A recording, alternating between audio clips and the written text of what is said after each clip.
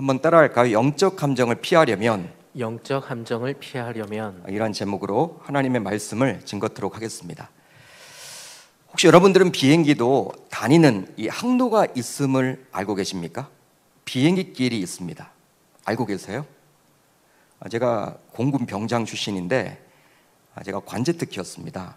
관제탑 가서 근무하는 그러한 특기병이었는데요. 물론 저는 관제 이렇게 탑에서 근무하지는 않았습니다. 특기는 그렇게 받았지만 다른 데 가서 이렇게 근무를 하게 되었는데, 그러다 보니까 관제 교육을 좀 받았죠. 그때 저는 처음 알았어요. 이 항로가 있다는 거, 항로. 이 항로 지도가 대회비입니다. 이 대회비. 군대에서 이렇게 쓰는 항로가 있어요. 비행기가 어느 쪽으로 이렇게 다닌다. 이게 있더라고요. 그때 저는 처음 알았어요. 비행기도 길이 있구나. 우리가 이야기하는 비행기는 민항기인데 항로뿐만 아니라 높이, 즉 고도도 정해져 있습니다. 고도가 정해져 있다는 거예요. 여러분, 하늘이 높잖아요. 그렇기 때문에 조종사 마음대로 비행기를 운영하는 게 아니에요. 다니고 싶다고 해서 막 다니는 게 아닙니다. 한마디로 전투기가 다니는 고도가 있고 민항기가 다니는 고도가 따로 있어요. 왜냐하면 이 전투기는요, 속도가 빠릅니다. 민항기는 한 800km 정도 가고 이 전투기는요 한 2000km 가요. 그러니까 이 전투기랑 전투기와 민항기를 같이 섞어 놓으면요 추돌과 충돌이 많이 일어납니다. 그렇기 때문에 민항기가 다니는 고도가 있고 그 위에 전투기가 다니는 고도가 있어요. 아마 어떤 분들은 하늘이 넓은데 비행기가 목적지만 가면 되지 굳이 항로로 가야 할 필요가 있느냐라고 의문을 가질지도 모르겠어요. 높잖아요, 여러분들. 하늘 보면 비행기 몇 대 다니는 것 같지도 않은데 굳이 그렇게 항로를 택해서 다녀야 될 이유가 있느냐.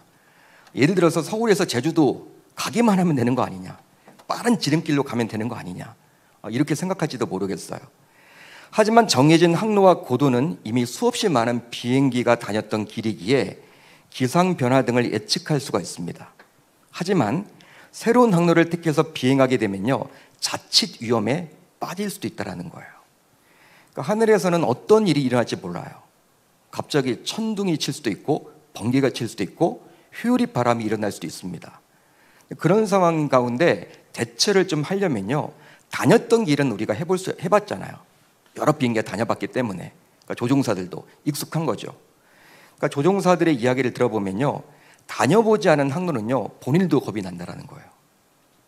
다녔던 길들은 익숙하게 다닐 수가 있는데 다녀보지 않았던 길은요 본인들도 겁이 난다는 이야기를 제가 이전에 교회에서 들어봤습니다.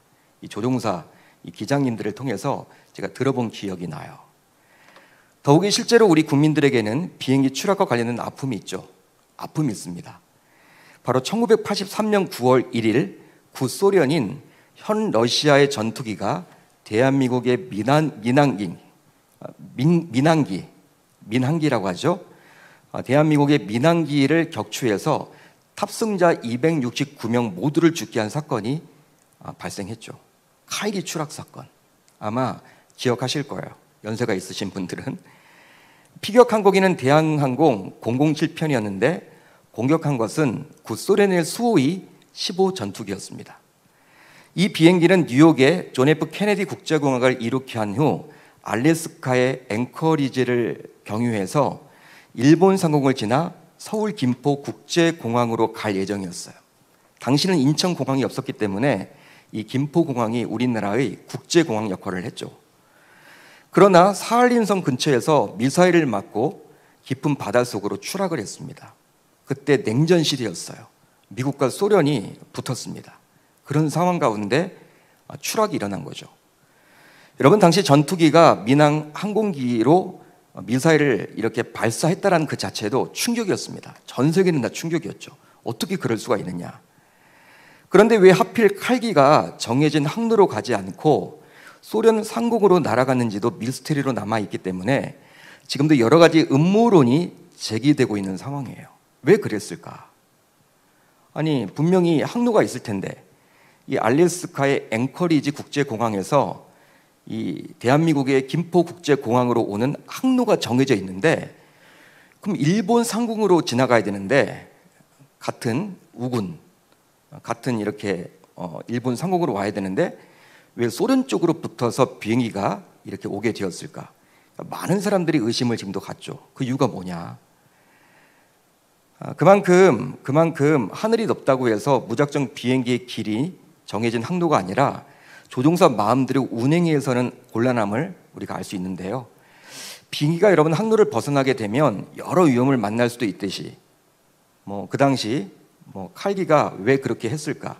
분명한 것은 아무튼 소련 상공 옆에 붙어서 갔기 때문에 그런 미사일을 맞았다라는 것은 틀림이 없다는 사실이에요. 그건 여러분 부인할 수가 없죠.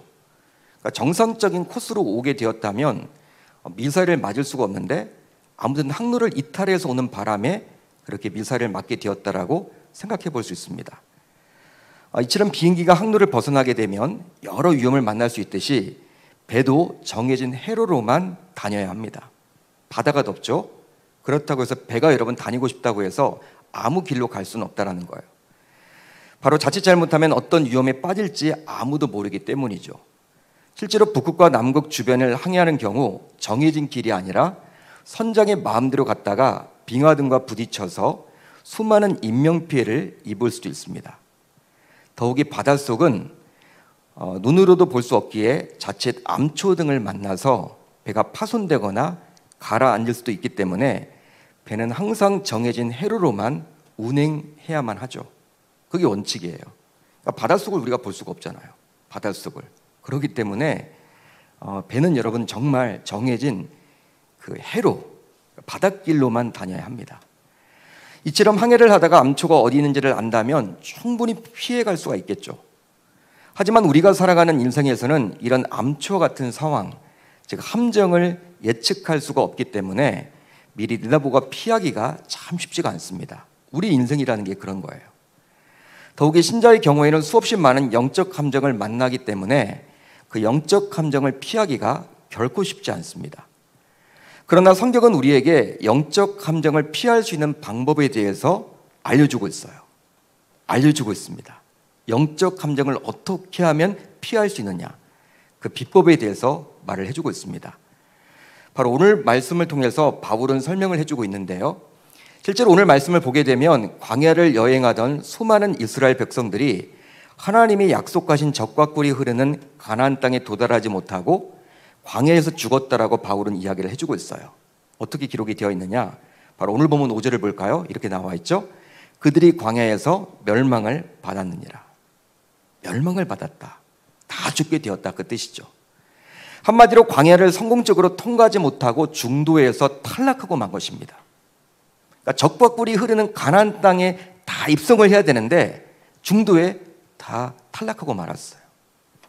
따라서 오늘 우리가 살펴볼 고린도전서 10장 1절로 10절을 보게 되면 광야 같은 인생길을 걷는 우리 앞에 어떤 함정들이 숨어 있는지를 잘 보여주고 있습니다. 그러기에 과거 이스라엘 백성들이 겪었던 경험이 오늘을 살아가는 우리들에게도 좋은 교훈이 되겠죠. 자, 그래서일까요? 실제 바울은 다음과 같은 권면을 저와 여러분들에게 해주고 있죠. 이러한 일은 우리의 본보기가 되어준다는 거예요. 이러한 일들은 우리로 하여금 그들이 악을 즐겨 한 것 같이 즐겨하는 자가 되지 않게 하려 함이니. 어떤 뜻입니까? 그러니까 이스라엘 백성들의 그러한 영적 함정에 빠져있는 그런 모습들을 우리에게 보여주므로 우리로 하여금 그걸 본보기로 삼아서 그들이 악을 행했는데 너희들은 악을 행하지 말도록 그렇게 살았으면 좋겠다라는 그 바울의 권면입니다. 그렇습니다. 하나님께서는 구약 성경을 통해서 신약 시대를 살아가는 우리 신자들에게 주시고자 하는 여러 목적이 있습니다. 그 가운데 하나가 무엇이냐면 바로 구약 시대를 살아갔던 이스라엘 백성들의 실패를 통해서 저와 여러분들에게 반면교사를 해주기 위함이죠. 즉 우리로 하여금 그들의 실패를 답습하지 않도록 하기 위함입니다. 답습하지 않도록 하기 위함이죠. 여러분, 이스라엘 백성들이 이제 홍해를 건너서 가나안 땅에 들어가는 그 여정, 광야 생활. 여러분, 광야 생활을 실패했잖아요. 40년 동안 뺑뺑 돌잖아요.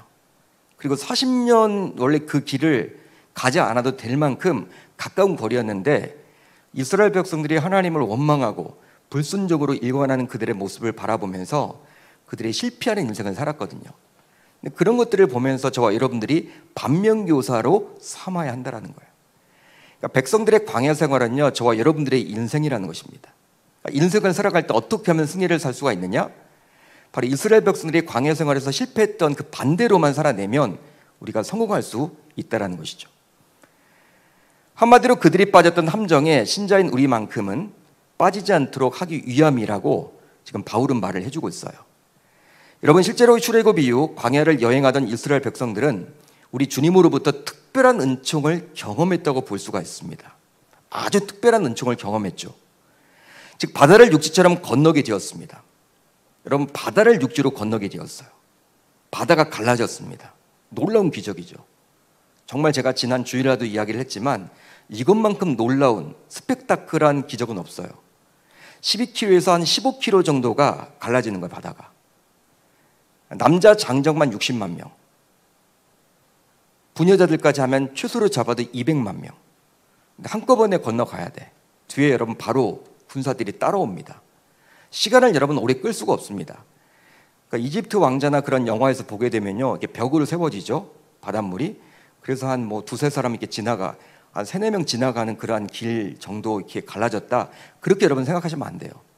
12km에서 15km입니다. 그게 갈라진 거예요, 정말. 홍해가, 바다가. 하나님의 특별한 은총이죠. 보통의 여러분 은총이 아니죠. 그뿐만이 아닙니다. 자신들의 뒤를 따라왔던 바로의 군대로부터 보호를 받기도 했어요. 보호를 받기도 했습니다. 한 사람도 죽지 않았습니다. 홍해를 건너갈 때. 그것도 쉬운 일이 아니죠. 그뿐 아니라 또 이스라엘 백성들은 구름 기둥과 불 기둥을 통해서 몸소 하나님의 보호하심을 경험하기도 했죠. 거기에 더하여 광야 생활에서 꼭 필요한 먹고 마시는 문제도 하나님으로부터 직접 해결을 받았습니다. 하나님께서 하늘에서 만나를 주셨고 메추락을 주셨고요, 또 물이 필요할 때는 물을 주셨어요. 광야에서. 한마디로 하나님으로부터 아주 특별한 은총을 백성들은 받았다라고 볼 수 있는 거예요. 이 놀라운 은총이죠, 여러분. 그래서일까요? 하나님께서는 모세에게 다음과 같이 자신의 행함에 대해서 스스로 밝혀주었습니다. 자, 출애굽기 19장 4절을 볼까요? 이렇게 나와 있습니다. 내가 애굽 사람에게 어떻게 행하였음과 내가 어떻게 독수리 날개로 너희를 업어 내게로 인도하였음을 너희가 보았느니라. 혹시 여러분들은 독수리가 날아가는 그 모습을 본 적이 있으십니까? 독수리. 우리나라에서는 독수리를 거의 볼 수가 없죠. 근데 독수리가 여러분 날아가는다. 하늘의 제왕이죠, 독수리는. 덩치도 크고 웬만한 것들은 여러분 대단합니다. 근데 제가 이전에 이 독수리 이야기라는 책을 좀 읽어본 적이 있어요. 독수리 이야기. 이게 여러분 소책자인데 정말 재밌더라고요. 독수리에 관련된 그러한 책자입니다. 그런데 이 책에선 독수리 날개의 비밀에 대해서 다음과 같이 이야기를 하더라고요. 제가 한번 읽어드릴게요. 오늘 본문에 독수리 날개가 나와 있기 때문에 제가 그 책에 나와 있는 내용을 좀 여러분들에게 소개하고자 합니다. 독수리 날개는 주 깃털의 끝이 손가락처럼 갈라져 있는 것이 특징이에요. 그러니까 손가락처럼 갈라져 있어요, 깃털 끝이. 이렇게 갈라진 깃털은 비행 중 힘과 안정성에 큰 도움을 준다고 합니다. 공기는 날개의 아래쪽보다 위쪽으로 훨씬 빠르게 지나가면서 날개를 들어 올리는 양력을 일으킨대요. 이때 날개 위아래 풍속의 차이로 날개 끝부분에서 회오리바람이 일어나 항력이 생기면서 독수리는 천천히 날게 된다고 합니다. 그런데 주 깃털이 갈라져 있기 때문에 회오리바람은 크게 한 번만이 아니라 작게 수없이 일어난다는 거예요. 과학자들은 소용돌이가 조금씩 커지다가 서로 부딪히기 때문에 항력 효과가 없어지고 독수리는 거의 무한정으로 날아갈 수 있다고 합니다. 무한정으로. 그러니까 여러분, 비둘기 주변에 있죠, 비둘기. 이런 비둘기는요 지치잖아요. 날다가 지쳐요. 여러분, 안양천에서 보면요, 날다가 그냥 앉을 수밖에 없어. 앉고 싶어서 앉는 게 아니라 지치는 거야, 비둘기는. 이 참새들도 마찬가지고 일반 새들은 뭐 까치, 까마귀 다. 독수리는요 무한정 날아갈 수 있다는 거예요. 여러분, 이런 항력이 있어, 항력. 마치 비행기처럼. 비행기 날개 보면요, 여러분 이렇게 막 조종이 되죠. 이렇게 들었다 올렸다 뭐 여러 가지가 있잖아요. 그러니까 여러분, 이 독수리 날개가 그렇다라는 거예요. 대단하죠. 독수리는 처음 땅에서 날아오를 때와 먹이를 쫓아가느라 가속하는 동안만 주로 날개를 퍼덕인대요. 하늘에서는요 퍼덕이지 않아도, 참새들은요 여러분 어떻게 합니까? 막 흔들죠, 날개를. 날아다닐 때 막 흔들잖아. 독수리는 여러분 피기만 하면 돼. 처음에 여러분 이렇게 딱 뜰 때만 한두 번 이렇게 흔들리고 하늘에서 그냥 쫙 피기만 하면요 날아다니는 거예요. 공중에 높이 떠 날 때에는 날개를 살짝 구부리고 날개 끝만 약간 움직이면서 비행을 계속할 수 있다고 합니다.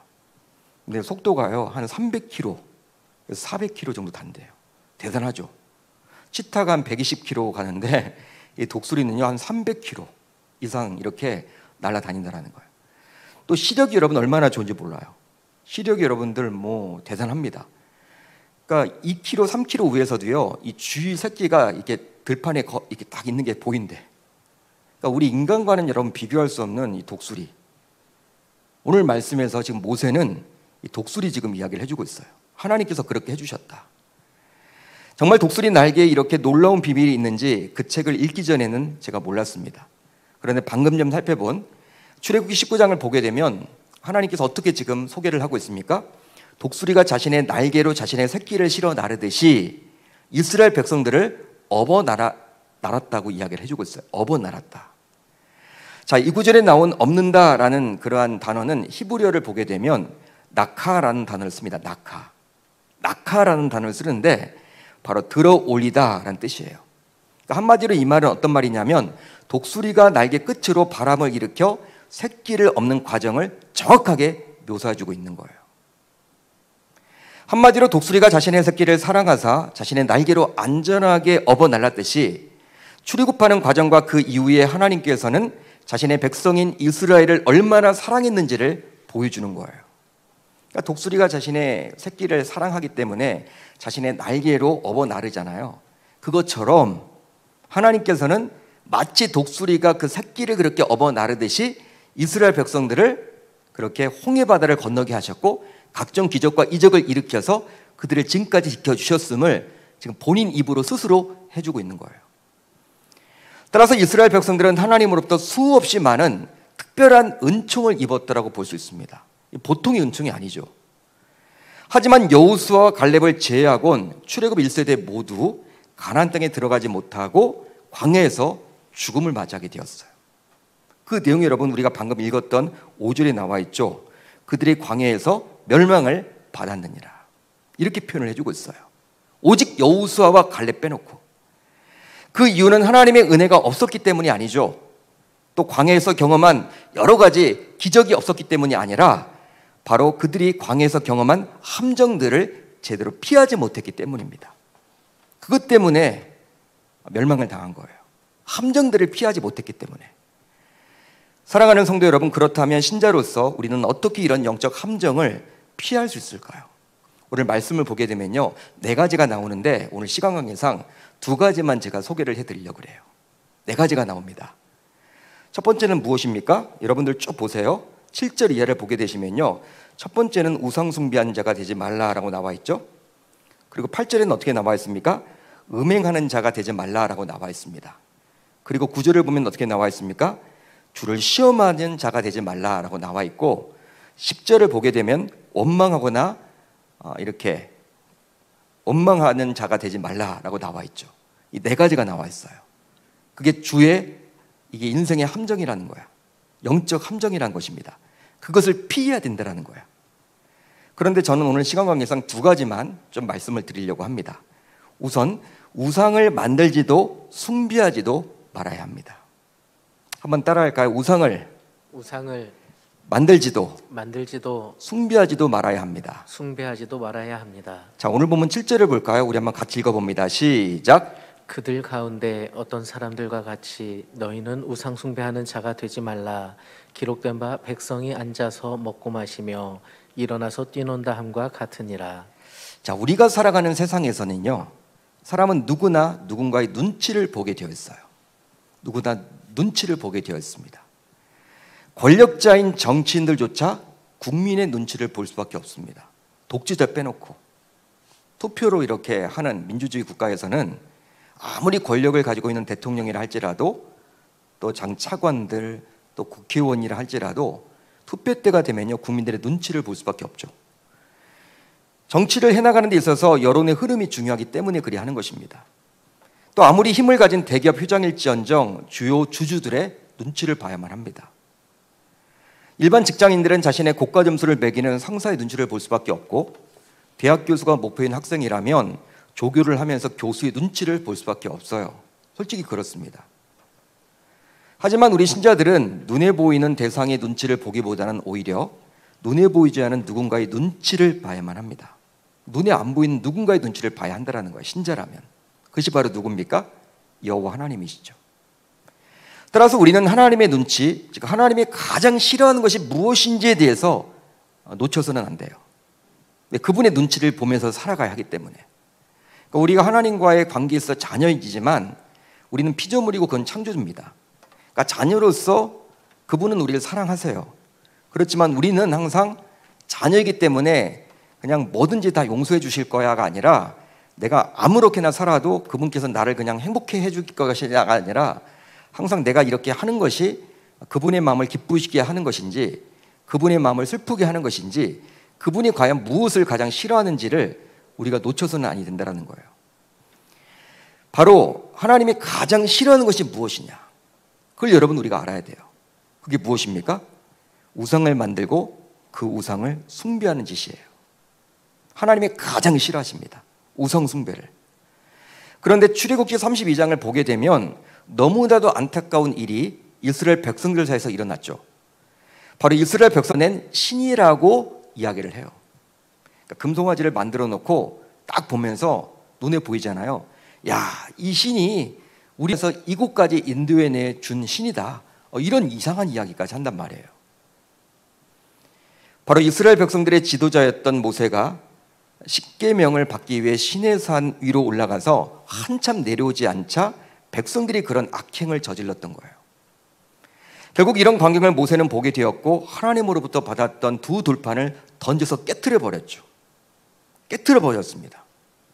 그뿐 아니라 여호와 편에 섰던 레위인들로 하여금 우상 숭배를 했던 자들을 죽이도록 했습니다. 결과적으로 어떻게 되었습니까? 약 3,000명이 그 자리에서 즉사를 당하게 되었어요. 우상 숭배를 했던 자들이 약 3,000명이 죽었어요. 근데 그것으로 끝이 아니었어요.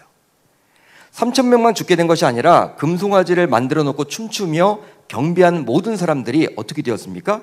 결과적으로 약속의 땅에 들어가지 못하고 모두 광야에서 시체로 남게 되었다는 거예요. 이처럼 우리 신자들이 피해야 할 영적 함정이 있다면 바로 우상 숭배를 할 수 있습니다. 우상 숭배예요, 영적 함정은. 여러분, 물론 우리 신자들은 무언가 형상을 만들어 지금은 숭배하지 않습니다.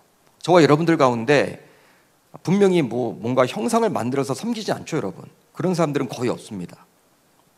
하지만 오히려 고차원적으로 저와 여러분들은 우상 숭배를 자행해요. 고차원적으로 머리를 굴려가면서. 바로 하나님보다도 더 마음이 쓰이고 하나님보다도 더 많이 생각한 것이 있다면 그게 다 우상 숭배입니다. 그것이 우상 숭배예요. 하나님보다 더 많이 생각하는 것이 우상 숭배라는 거예요. 따라서 돈이 우상 숭배가 될 수가 있고요, 명예가 우상 숭배가 될 수도 있고, 권력이 우상 숭배가 될 수도 있고, 어떤 경우에는 공부조차도 우상 숭배가 될 수 있습니다. 또 어떤 경우에는 일이 우상 숭배가 될 수도 있다는 거예요. 일이. 여러분, 공부와 일 중요하죠. 해야만 하죠. 하지만 공부와 일을 하느라 하나님을 놓치고 살아간다면 그것은 우상 숭배자예요. 공부하느라 하나님을 놓친다. 하나님은 용납하지 않습니다. 내가 직장일이 바쁘다, 일을 열심히 해야죠. 바쁜 가운데서도 열심히 하면서도 하나님 놓쳐서는 안 돼요. 일하느라 내가 하나님을 놓치고 산다? 우상 숭배자입니다. 혹시 요즘 여러분들의 마음을 빼앗는 것이 있습니까? 여러분들에게 질문을 드리고 싶어요. 혹시 여러분들의 마음을 빼앗는 것이 있나요? 한마디로 하나님보다도 더 신경이 쓰이는 것이 있습니까? 그런 것이 있다면 그것이 바로 여러분들이 우상을 숭배하고 있다는 증거입니다. 내 자녀가 나에게서 신경을 많이 빼앗긴다, 하나님보다도 내 자녀의 신경이 많이 가게끔 만든다, 어쩌면 그 자녀가 우상 숭배가 될 수도 있다는 거예요. 따라서 이런 우상 숭배라는 영적 함정을 저와 여러분들은 적극적으로 피해야 할 줄로 믿습니다. 중요한 거예요. 그러니까 우리의 마음을 빼앗는 거, 우리의 시선을 빼앗는 거, 우리의 시간을 빼앗는 거. 물론 여러분 일도 해야 되고 공부도 해야 되고 사회생활을 해야 됩니다. 하지 말라는 게 아니에요. 근데 그거 하느라 하나님을 놓친다면 그것이 바로 우리가 우상 숭배를 하고 있다는 거예요. 다음으로 하나님을 시험하지 말아야 합니다. 한번 따라할까요? 하나님을 시험하지 말아야 합니다. 하나님을 시험하지 말아야 합니다. 자, 오늘 본문 9절을 볼까요? 이렇게 나와 있죠. 그들 가운데 어떤 사람들이 주를 시험하다가 뱀에게 멸망하였나니 우리는 그들과 같이 시험하지 말라. 자, 이 구절의 배경은 민수기 21장에 나와요. 민수기 21장입니다. 민수기 21장을 보게 되면 하나님께서는 이스라엘 백성들을 에돔 땅을 가로질러 인도하지 않고, 즉 지름길로 가지 못하도록 막아요. 그리고 우회해서 길을 가도록 합니다. 즉 지름길을 놔두고 우회의 도로로 인도를 합니다, 하나님이. 근데 그 이유는 말해주지도 않아요. 그냥 그렇게 여러분들 합니다. 여러분, 당시 이스라엘 민족은 남자 장정만 60만 명이었기 때문에 최소로 잡아도 약 200만 명이에요. 근데 200만 명이 지름길로 가면 좋으련만 우회 도로로 간다? 쉽지 않은 일이죠. 여러분, 쉽지 않은 일입니다. 힘든 일, 버겁고 힘든 일임에 틀림이 없어요. 지름길을 놔두고 우회적으로 돌아간다? 쉽지 않은 일이에요. 그래서일까요? 고생을 참지 못했던 이스라엘 백성들은 하나님과 모세를 원망했죠. 바로 다음처럼 말입니다. 어찌하여 우리를 애굽에서 인도에 내어 이 광야에서 죽게 하느냐? 이곳에는 먹을 것도 없고 물도 없도다. 우리 마음이 이 하찮은 음식을 싫어하노라. 여러분, 이 구절을 보면요, 음식 투정하는 것처럼 보이죠? 그게 여러분 나와 있죠? 음식 투정하는 것처럼 보여요. 이 하찮은 음식을 싫어하노라. 그냥 단순히 음식 투정하는 것처럼 보입니다. 단순한 원망처럼 보인단 말이에요. 하지만 백성들의 속마음은 그렇지 않았다는 거예요. 단순한 원망이 아니라 왜 우리를 먼 길로 돌아가도록 해서 이러한 개고생을 시키느냐. 하나님을 원망했습니다. 그러니까 하나님을 신뢰하지 못했다는 거예요. 한마디로 출애굽 이후 약속의 땅으로 인도하시는 하나님의 신실하심에 대한 불신이요 의심임을 알 수 있죠. 그러니까 지금까지 인도해 주신 그 하나님의 은혜를 잊어먹는 거예요. 다 잊어먹고 하나님을 불신하고 있는 거예요. 단순히 음식 이야기를 하고자 함이 아니에요. 그 백성들의 속마음은. 그렇습니다. 이스라엘 백성들은 하나님의 인도를 불신하면서 끊임없이 그분의 자비와 인자하심을 시험했어요. 하나님의 관용과 너그러움을 지속적으로 시험했습니다. 하나님을 시험하고 있는 거예요. 하나님을 신뢰하지 못하고 시험하고 있는 거예요. 그 결과 그들 모두 어떻게 되었습니까? 독사에 물려서 죽게 되었죠. 이처럼 아무리 신자라 하더라도 어려움을 만나게 되면 하나님의 신실하심을 의심하거나 시험하는 경우가 상당히 많습니다. 마치 이스라엘 백성들처럼 말이죠. 어떤 문제를 만나게 되면 왜 하나님이 나에게 이런 어려움을 주시는 거야? 와, 왜 이런 어려움이 나에게 닥쳤어? 나는 그래도 나름대로 신앙생활을 열심히 하려고 몸부림치고 있는데 왜 나에게 이런 문제가 생겼어? 하나님에 대한 의심이 생길 때가 있죠. 하나님을 시험할 때가 있죠. 하지만 예수님은 달랐습니다. 마태복음 4장을 보면 공생의 사역을 시작하면서 예수님조차 사단에게 3가지 시험을 받아요. 사단에게 시험을 받았습니다. 예수님도. 즉 한마디로 예수님의 입장에서도 난처한 시험을 받으신 거예요. 40일을 여러분 굶주렸습니다. 돌을 가지고 떡을 만들어 먹어라. 먹고 싶은 유혹을 받은 거예요. 예수님조차도. 이겨내기가 쉽지 않죠. 큰 문제를 여러분 만난 거예요. 그렇지만 예수님은 그 가운데서도 하나님의 신실하심을 끝까지 신뢰했죠. 한마디로 예수님은 하나님을 시험하지 않았습니다. 원망하지 않았습니다. 의심하지 않았습니다. 오히려 말씀으로 이겨냈죠. 여러분, 신자가 하나님을 신뢰하지 못하고 시험하는 것은 영적 함정에 빠지는 길이에요. 따라서 우리 모두 이런 영적 함정을 피하고자 예수님처럼 결코 하나님을 시험해서는 아니 될 줄로 믿습니다. 믿습니다. 이제 말씀을 정리하겠습니다. 당시 이스라엘 백성들이 하나님의 선민임에도 불구하고 하나님을 원망하고 불평하며 불순종한 인생을 살았던 것은 바로 은혜가 없어서도 아니요 기적이 없어서도 아니었어요. 하나님은 수없이 많은 은혜를 베풀어 주셨고 기적을 베풀어 주셨습니다. 광야 생활이 여러분 힘들어도 은혜의 나날이었어요. 기적의 나날이었어요. 은혜와 기적을 매일매일 경험했어요. 그들 모두. 하늘에서 매일 아침에 만나가 떨어진다. 그 기적 아닙니까? 그 은혜 아닙니까? 매일매일 경험했어요. 여러분, 그걸 보지 못했음이 아니에요. 은혜를 보지 못하고 기적을 보지 못함이 아니었다라는 거예요. 바로 영적 감정을 피하지 못하고 그 영적 감정에 빠졌기 때문이죠. 저와 여러분들 모두 따라서 이러한 영적 감정을 지혜롭게 잘 피함으로 말미암아 우리 인생의 여정 속에서 항상 승리하며 살아갈 수 있기를 우리 주님의 이름으로 축원합니다. 축원합니다. 영적 감정 어떻게 피하면 좋을까요? 오늘 말씀에 나와 있는 4가지 중에서 우리가 2가지를 살펴봤습니다. 우상 숭배. 과연 나의 시선, 나의 마음, 나의 생각이 지금 어디에 가 있나? 하나님으로부터 나의 시선이 지금 빼앗아 가는 것이 있다면 그것이 바로 우상 숭배다.